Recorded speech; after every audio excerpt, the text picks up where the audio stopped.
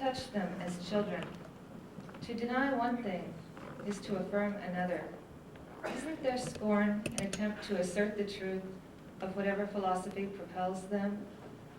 Aren't they trying to affirm their own self-worth, but failing? Perhaps they think themselves unlovable, and so attack what seems less lovable than they, tall people, or blacks, or rock and roll. They work to persuade themselves that it's okay to love themselves. What happened to them as children? What was withheld? Listen to them on the street, how hoarse their voices have grown. All language reduced to automotive racket. These are the ones who felt poorly loved and so found scorn. When they say, hate that, aren't they saying, love this? At the curb, our ears are filled with their complaint. Can we imagine the lives they led and left behind? How hard to love the world. We must love the world. Thank you.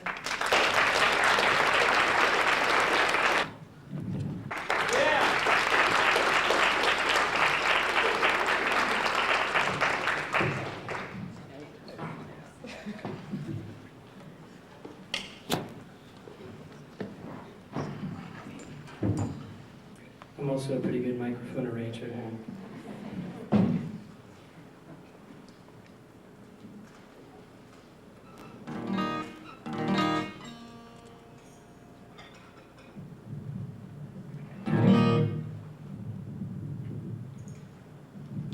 Hello. So Keely invited me to come and sing today. I'm going to sing a couple songs, and I guess what I bring to the table with my life experience so far is what spawned my my artistic medium. It was kind of born from losing my parents at a young age. And when you lose your parents, it's kind of like this devastating forest fire that just kind of turns everything black, and it's not very pretty. And it makes you kind of wonder if there's any sort of logic involved in these just random acts of chaos and destruction that we ever so often encounter being human beings. And so initially my artistry was born of that blackness, and eventually, as I've lived more and more, I've realized that that forest fire makes for good fertilizer. And so I've realized that what I've really come here to do in this lifetime is to take that and to plant a new forest, and to take that experience and share that transcendence with the people that I sing for. So this is a song about that. Yeah. Thank you.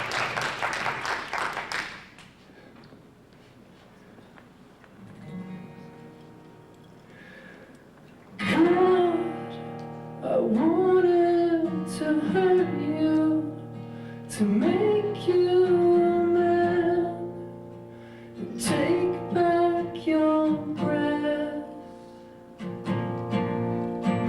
Stream your blood on my hands, to give me some peace, to soothe this disease.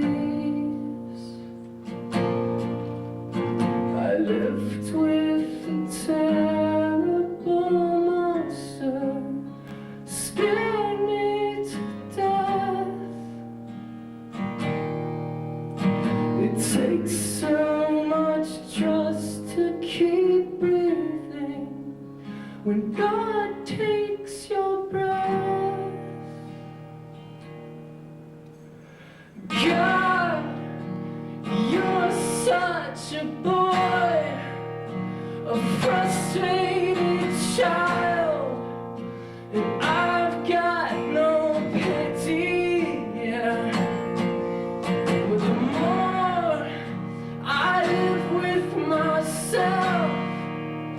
I start to see you and me as the same thing. I lived with a terrible monster, scared me to death. It takes so much trust to keep breathing when God takes your breath.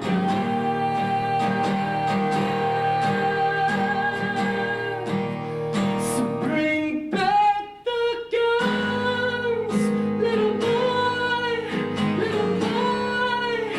and shoot past the stars. Open those eyes, bring back the guns, little girl, the bullets inside you are more than for war. Hang on to the life left inside you.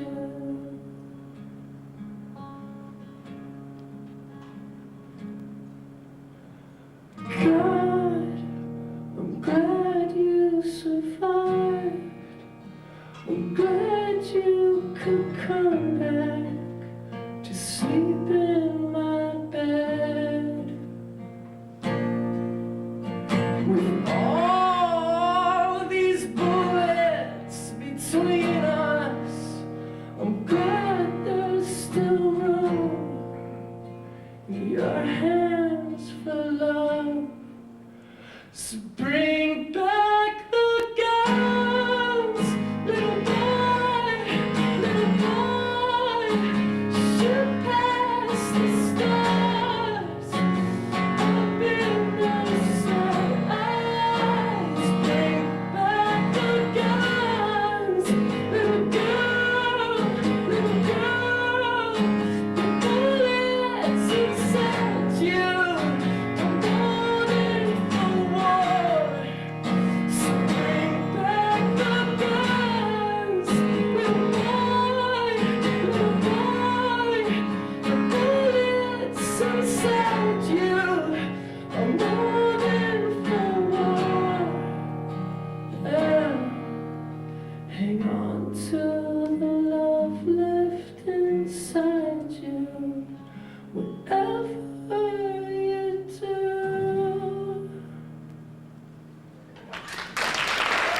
Thank you.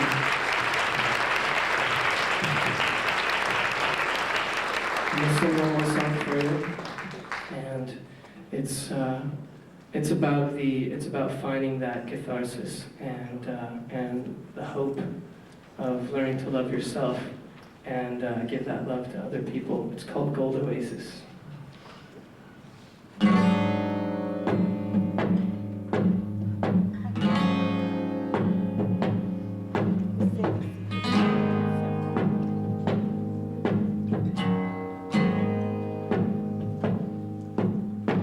Now free to make this all up as we go.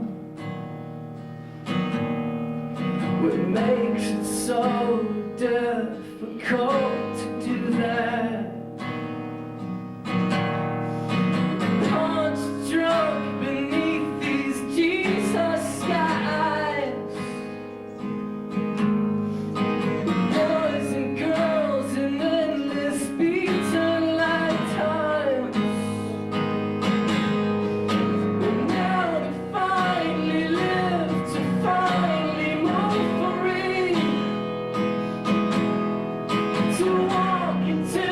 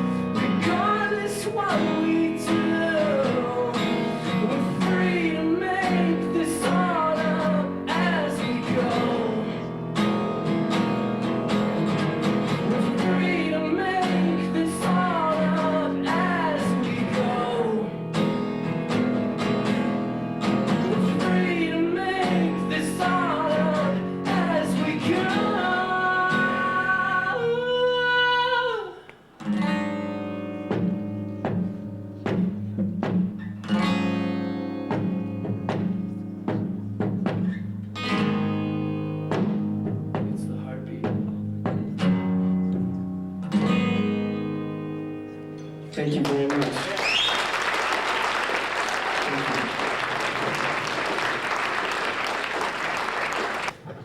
This is a really important occasion, and I'd like to thank Sandi and Kelly for all their work.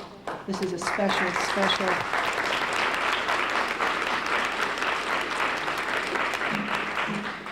This is a special opportunity for all of us, and so I want to ask you to share with me in something called Choose. Everybody over here, from Rita over, I want you to say, everything matters. Everything matters. Everybody that way, or nothing does. Or nothing does. Everything matters. Or nothing does. Everything matters. Or nothing does. Everything matters. Or nothing does. Choose. Here in the city of the Sacrament, we are being tested once again, given a chance, a roll of the dice, not to be shrugged off. Flames have desecrated buildings consecrated to love. The shadow of Dachau's ovens, 2 adult-sized, 1 child-sized, made of brick and mortar, floats over our rivers and our neighborhoods. Once again, the signal comes. Choose, choose. Everything matters. Or nothing does. Everything matters. Or nothing does. Everything matters. Choose, choose, choose. Tend gardens of hate flowers, or choose love's mantra. We will begin again. Choose. Light candles to dispel darkness. Choose. Everything matters. Once again for us, death can bow to life. L'chaim, choose. Or nothing matters. Or nothing matters. Everything matters. Everything matters. Everything matters. Everything matters. My thanks to Sammy, who has been our heartbeat.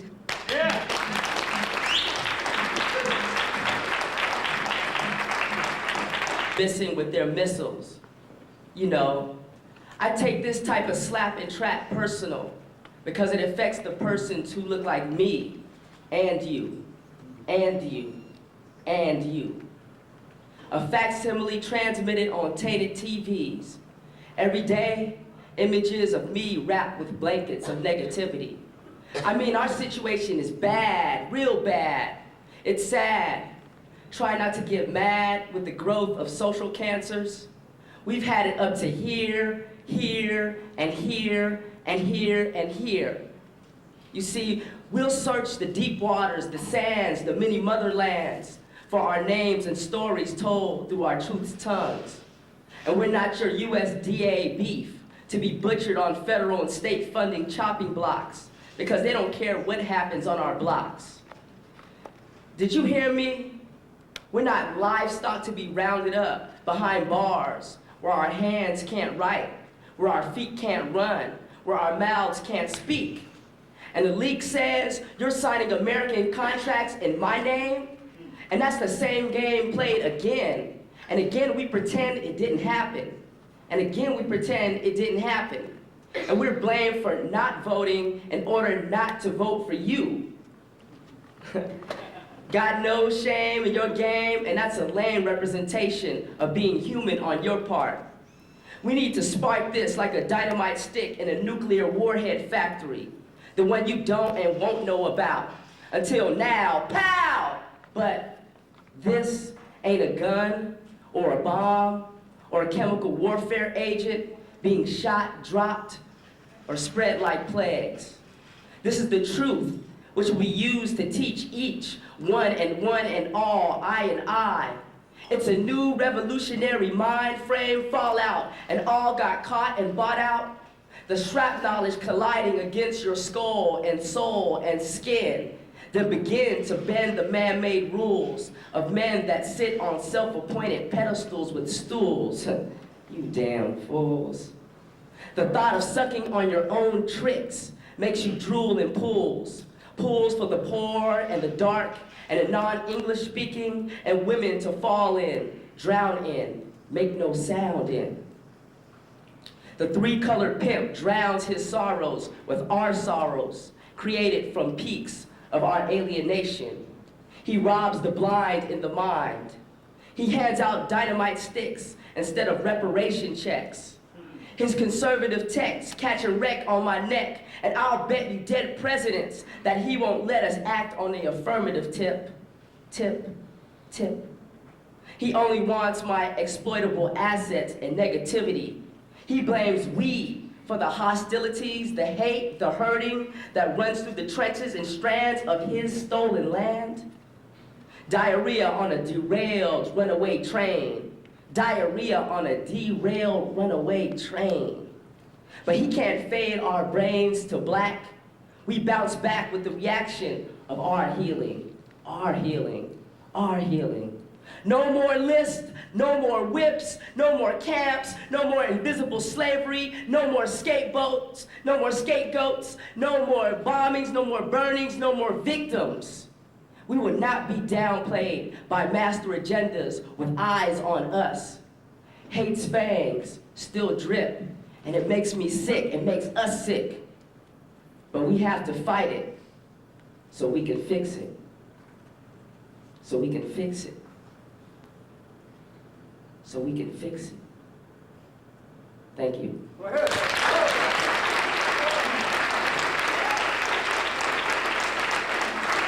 To the horrible thing that happened in June. I was in Berlin in June, so I didn't hear about the burnings until I came home in July. And when I heard about it, of course I was devastated because I love Sacramento so much. It's my sacramental city in more ways than another.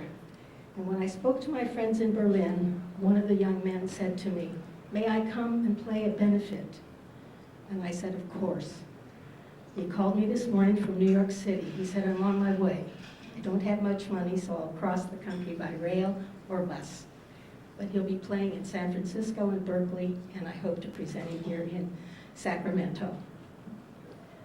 I happened to read something in the paper this morning that is so apropos to this event. In the New York Times, Sunday, August 22nd, Jews return to Auschwitz. The ceremony is the affirmation of life in the face of despair. This week, for the first time since the Holocaust, a Torah will be dedicated in Oświęcim, Poland, better known as Auschwitz.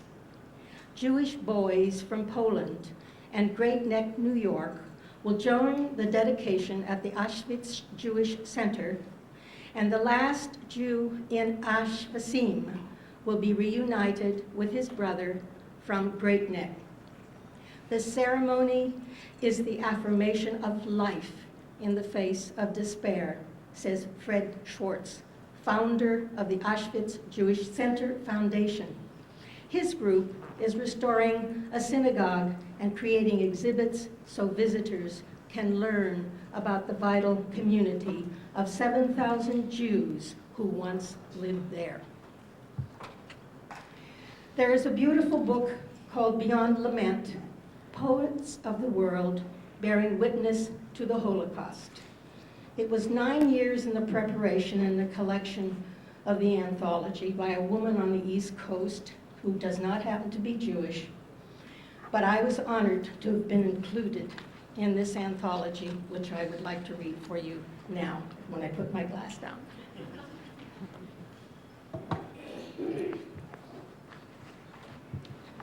If there's time and Sandy permits, I have a second poem to read as well, which I was inspired to write yesterday. So it's what we call a cold poem, and if you'll bear with me.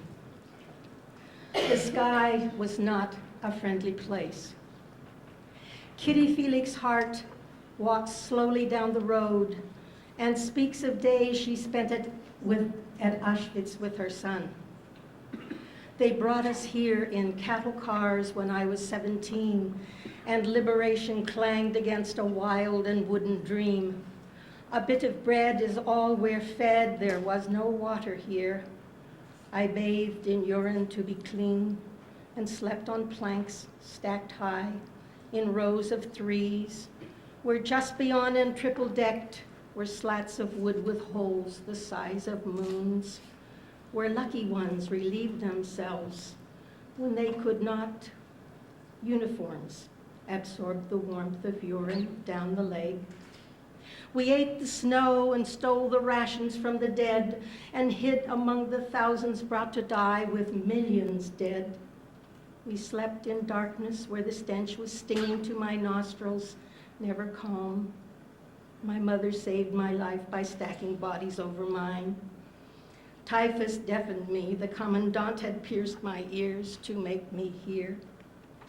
I still had eyes and saw black smoke spew above the crematorium and curl in daily swirls from bodies burned where millions died. A gypsy in the camp read my palm and told me I would live to tell of Auschwitz to my son. The next day, she was dead. Kitty Felix's heart now falters as she speaks. Her gloved hands spread across her face. She holds her head, is silent when emotions overwhelm and tears flow free.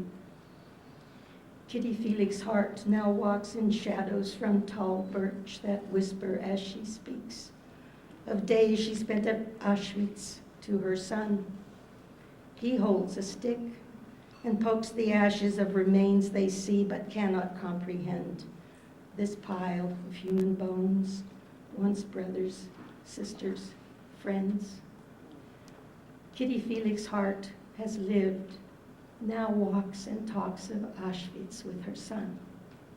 So he will tell his children, and we must tell our own, that she survived, and by surviving, adds a humble sense of grace to our humanity, so we can grow with hope that Auschwitz smoke can never spew again.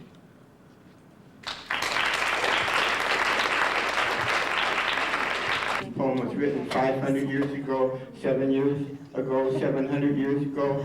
It was written when young sisters were burned in a church. It was written when the first people of this earth were burned by the invaders. Ash and fire. The flame of evil releases its predator tongue along the soul of tradition and faith. The temple is filled with ash, reflections of inverted faces. Prayer books rendered silent by third-degree burns. Hate that flays the skin of Talmud and survival. Dawn moves over this repeated story, lays morning tears across the smoldering voice of memory.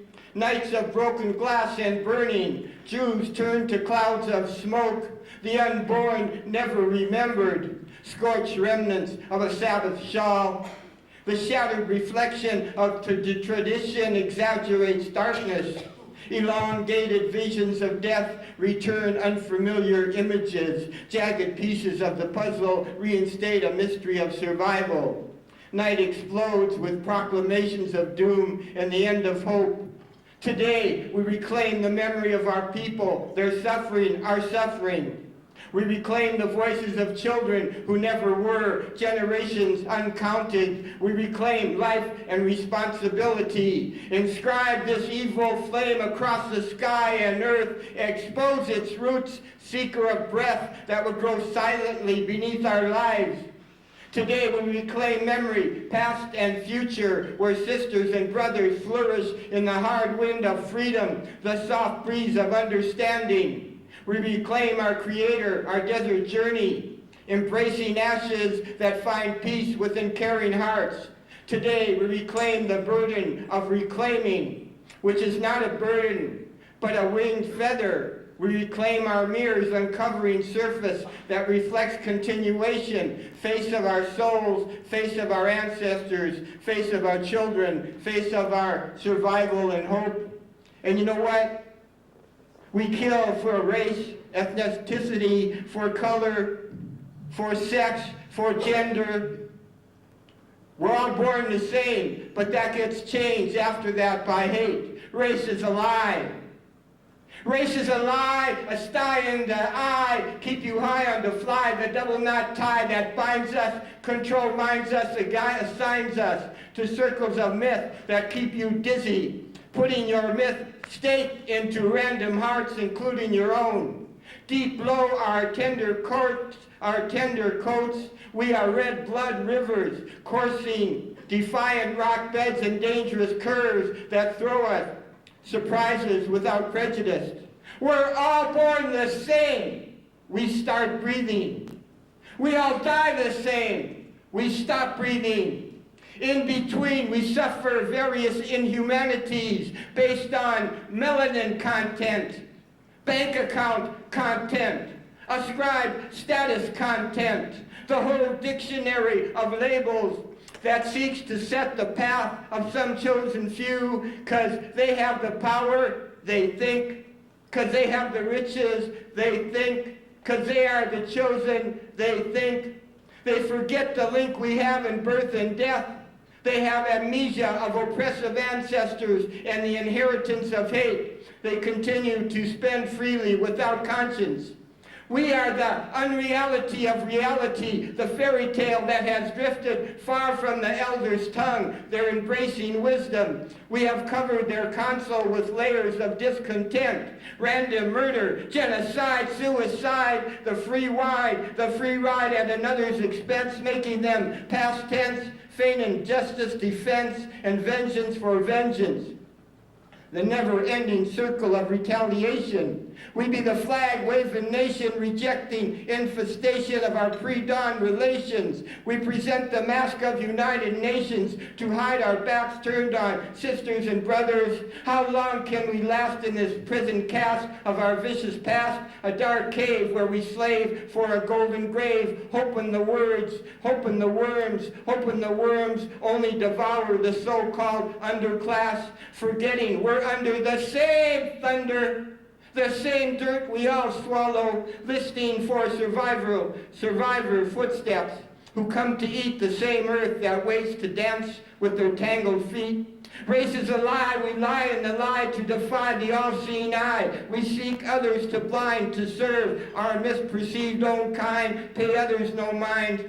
We are the color book waiting for the crayon, the sketchbook waiting for the charcoal, the canvas waiting for the paper, who in his wisdom has disappeared, soon to be dust, the chalk of new fables served at the tables of gluttonous labels that burrow like maggots into the rotting lie of race.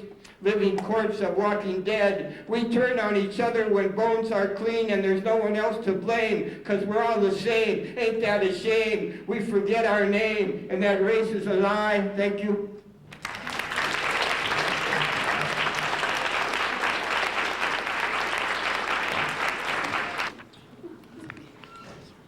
This piece is called My Exile Was a Ritual. My exile was a ritual over waves, waves, waves. My wave was a way of ritual, a way to revolt, a way to reverse time, rewind or renew time. Because in my exile, I found rebirth. A rebirth you can only find when you have nothing, are nothing. Every homeland invaded with illusions of obtrusions and incisions and circumcisions. My exile was a ritual over waves, a ship that didn't shipwreck, and a land, a place, a time that was waiting here, still and moving, covered in blood. The natives annihilated, but still I made my way here, an escape, an exile over waves, waves, waves. By I mean he and she and they, grandparents, children, cousins, brothers, widows, all of them who are me, wearing the Star of David or the yarmulke, naked or clothed, poor or praying, speaking Hebrew or Yiddish. All of us made our way here, an escape, an exile over waves, waves, waves. 2. My history burned down when the race of Jews became the most savage ones. And in the diaspora, on a ship, all my blood relations became suicidal or drowned before they made it here. 3. I'm here, but I don't know where my mother's mother's mother's mother was. when she had her first period or her first man. I learn my history, the bloodshed, wandering, and tears, and try to imagine where I came from before Russia, Egypt, the Middle East, Israel, Spain. I try to imagine where I received these cheekbones and sky of shooting stars that twinkle in my eyes. 4. I weep when I feel most alone, and I feel most alone when I think about how much we lost over there. They didn't want to look like Jews, so they held up the crucifix and spoke of Mary, but they didn't believe in Jesus and his barefoot gospels or his walking on water. They knew life for Jews was never as smooth as walking on water, and you don't have time to walk on water when you have to get your whole family off the land and wants your corpse dead for good. You have to flee that kind of land to find the kind of place where you can sing in Ladino or Hebrew without being condemned. The kind of place where your children will grow up to have long, dark curls and beards and laughter that doesn't get caught in the throat, but shoots out of the vocal cords like flickering candles shooting flames of light, in dark rooms where lovers touch in soft, moving shadows, not afraid of creating more of their kind. I know there is a place where a woman's pregnant belly is the most sacred object for worship. Whether most of her people were wiped away in a Holocaust or her mother died as thin and starving as skeletal bones. I know, even bound in a gas chamber, that a Jewish woman's thoughts and prayers before her soul leaves her body is the most sacred sound of worship. I have one more. Can I read one more? Ask me, what are you? What are you? I wonder if I wore my Jewish star, would you know? Would you know? Do you know my history, my religion, my grandparents? Do you know in 1492, before Columbus left Spain, all Jews were killed if they didn't flee? So what do you know about me? Dark hair, olive skin, full eyebrows, small body, almond eyes. What do you really know about me? Do you know sometimes I'm afraid, that sometimes I'm too afraid to walk out my front door, that I don't watch TV because I'm tired of hearing another one of us was found with a paralyzed heart at the scene of a hate crime that no one would call a hate crime till the murderer declared it himself?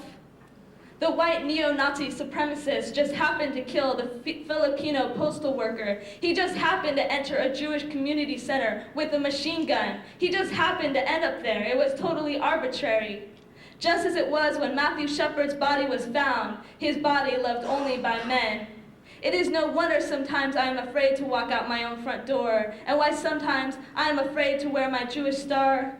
But it doesn't matter whether I wear the Star of David around my neck or not. I cannot hide my eyes and the voices. What are you? What are you? And my eyes and the voices, and my eyes and the voices, and my great-grandmother who is Choctaw, and my great-grandmother who is poor Irish, and my great-grandparents who are Russian Jews, and my eyes that span from the Middle East to the east of Europe to the east of North America, and my eyes and the voices, and the what are yous, and the are you religious? Do you believe in God? If not, what makes you a Jew? And I want to say, what makes you white? What makes you hate? What makes you ignorant? What makes you kill? What makes you who you are? The voices that were lies, the words that came in violence, the touch that came in the form of aggression, the love that came as molestation, the secret that came to haunt little girls who would become mothers, the home that became a prison cell, the mind free that became stopped and poisonous. What makes you you? What makes you white? Where did you come from with your state of mind, with your united states of mind? What makes me a Jew? The way I sing, whether or not I believe in God. The way I feel passion, the way I clap my hands or play the tambourine. The way I will put a yarmulke on my son's head. It is the way I burn sage and pray and feel for all who have been persecuted, for all who have been hated, for all who wander as refugees. It is the part of me who does not give up, who walks out my front door every single day, who keeps my doors open, who is not afraid. It is the part of me that lives openly, who sleeps under the stars in a sukkot, the gypsy me, the colorful, the one who dances near fires to the violin's minor scales. What makes me a Jew? My mother, the matrilineal line of her blood. I was born this way. It is what I am. Thank you. And one of the things that still brings me guilt is that there were a whole list of things that I knew made her happy, and I didn't do them enough while she was alive. One of those things was a song that I sang to her when I first met her that I didn't sing enough to her after that. But in the name of Karen Ronning, I'd like to sing it for you tonight as a healing voice. Saw you there, and your laughter seemed to fill the air. A scent like perfume from your lovely hair, a scent that I do adore. Ooh, my heart said to me, don't walk head on into misery. No, no, no. Hey, with your eyes wide open, can't you see a hurt's in store? Just like before. Oh, but here I go again, walking into love. Here I go again, never thinking of the danger that might exist, disregarding all of this just for you. I ignore the future signs. I won't stop until you're mine. I'm past the point of no return. Girl, you walk by, and I say to me, myself and I, now we've got to give it one more try. I know somehow the time is now, right now. Oh, oh, oh, here I go again, walking into love. Here I go again, walking into love. Here I go, here I go, here I go again. Deal, right? So I said I would do this for Viola. By the way, Miss Menabroker, you're the most fetching looking this evening.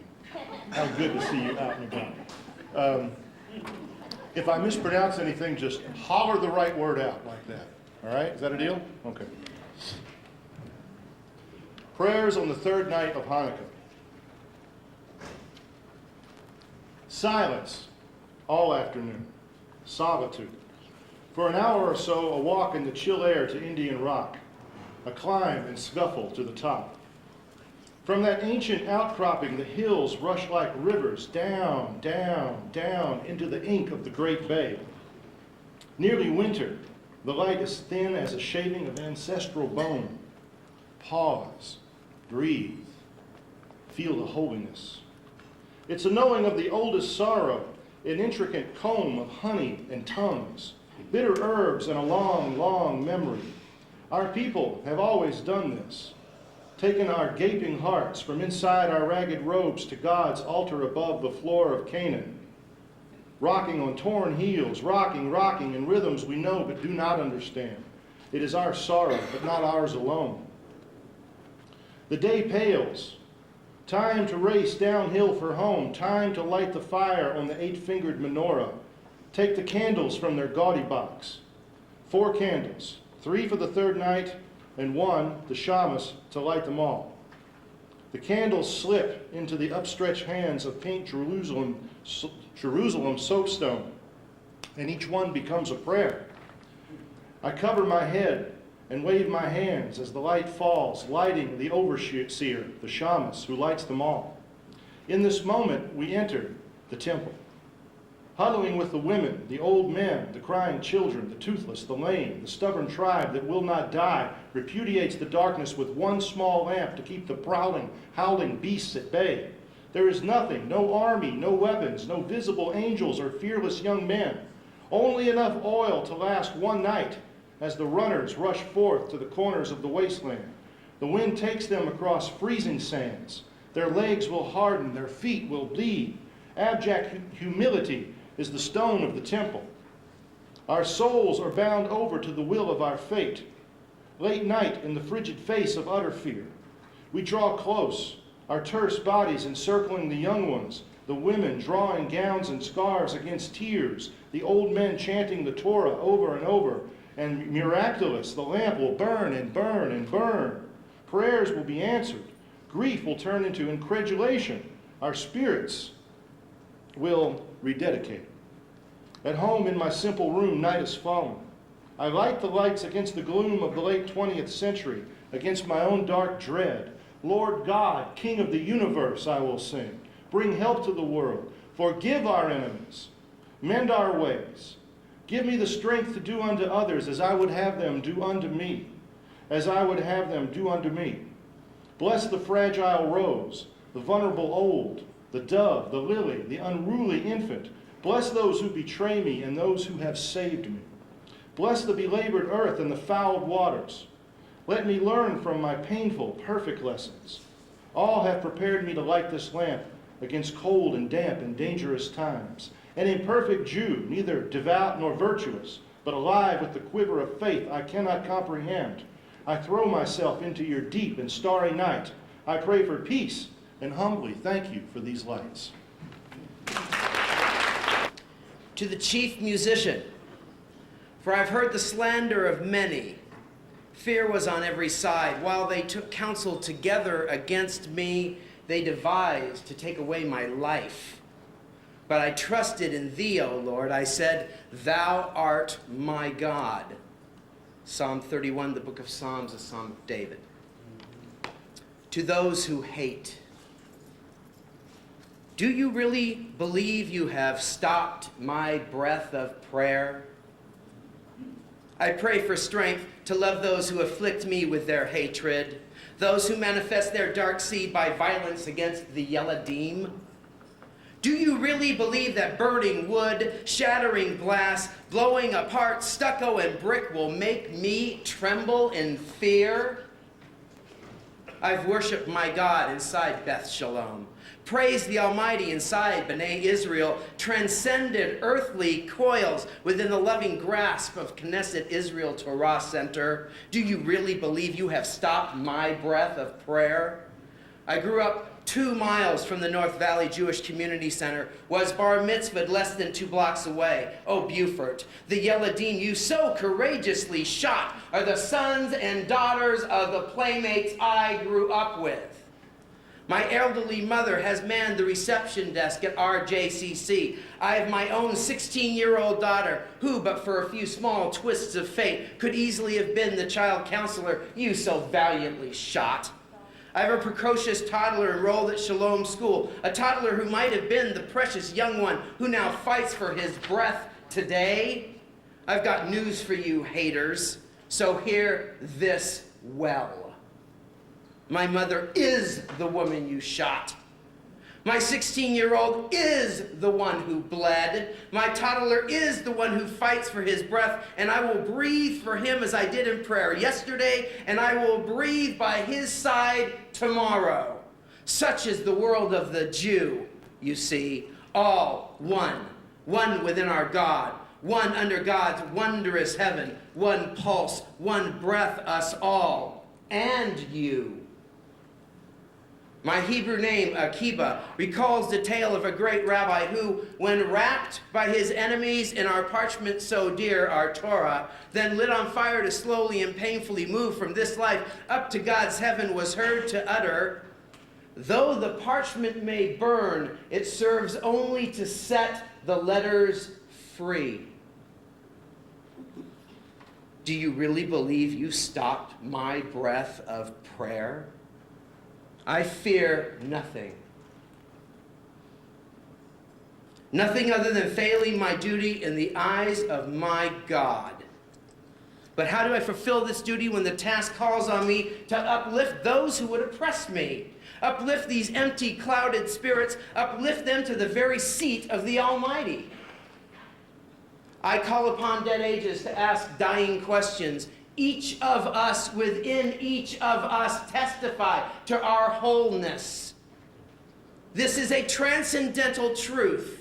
Your pain is mine. Your trigger finger is mine also. Your coordinated firebombing's mine.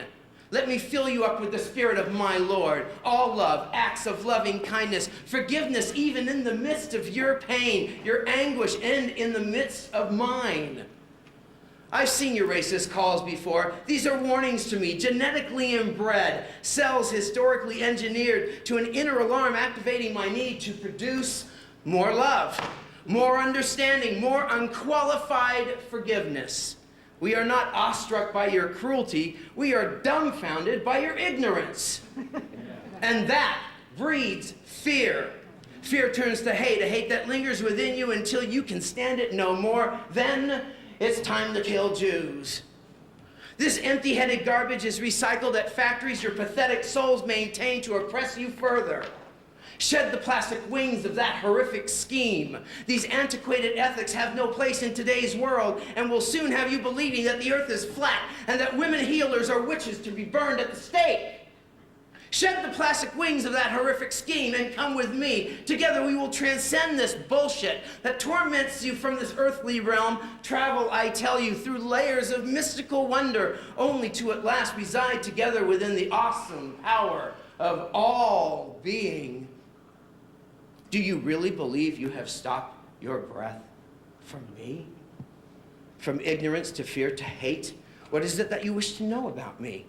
Here I stand and I tell you now, Shema Yisrael, you cannot shake the tallis from my shoulders. Shema Yisrael, you cannot shake my door closed after I've opened it for Elijah. Shema Yisrael, you cannot shake my feet from dancing with my love, my Torah. Shema Yisrael, you cannot shake the knife in the hand of our moil. I'll make it plain so simple minds can see. You cannot shake the Lord from me. You can shake your fist, shake all day at me, but you cannot shake my faith in thee. You cannot shake me from my dance of shaking the leaf of the lulav branch. And you, God, what is up with you? Why do you continue to test us so? Do we bring these things upon ourselves because we are not pious enough? Are the empty racists merely ammunition for the Almighty, aimed at examining what values we maintain? They're gearing up the guns again to prove themselves such mighty men, such fearless fighters, hunters, see? Yes, they're gearing up the guns for me. What is it that you fear of us? Is it my kippah, the ancient headdress that reminds us of our earthly place? Is it the tzitzit on my tallis, my prayer shawl passed down from generation to generation? Is it the tefillin, these leather straps and wooden boxes adorned with our prayers? Are these the things that cause such hatred? These straps that bind my love to God and in turn to you? These are only tools to help us focus our prayers as they spiral upwardly, an ascension toward the ears and eyes of God. There is a God and he lives inside you, my dear. There's a God and she lives inside all things, Yeladim. There is a God and we live within and without you too, my racist friend. There is a God inside us all and I will help you touch his hand by my song, and together we shall sing. Amen.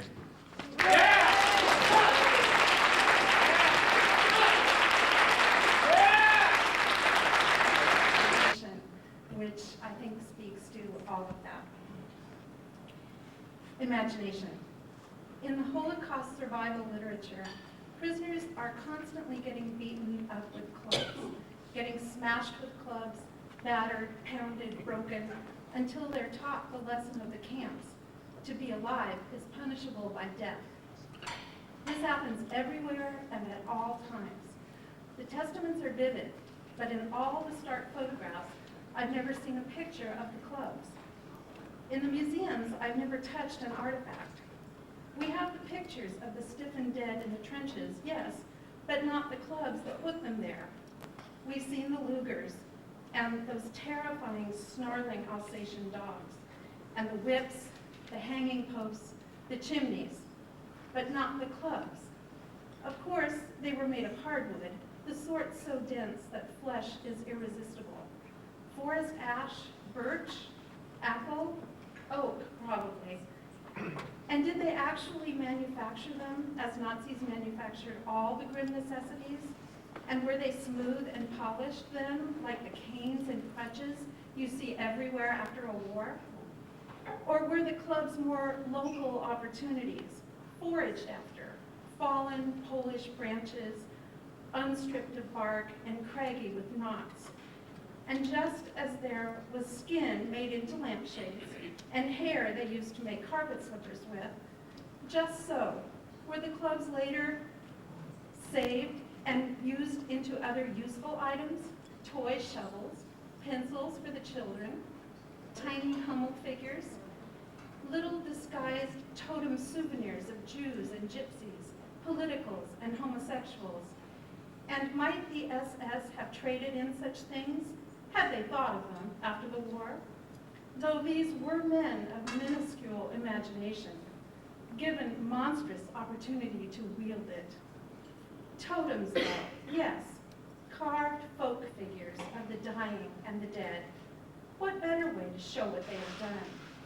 Imagine they would fill the shelves of shops just after the armistice, row after row, for sale or show, though few alive with Reichsmarks enough to buy them.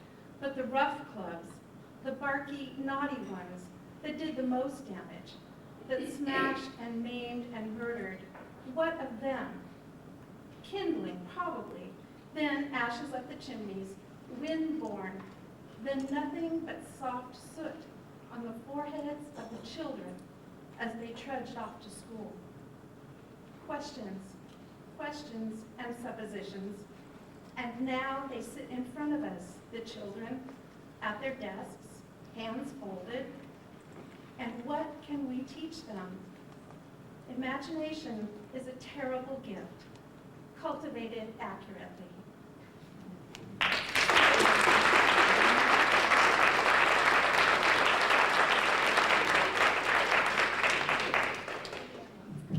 Thank you, Anne. I'd like to remind everyone that this is a benefit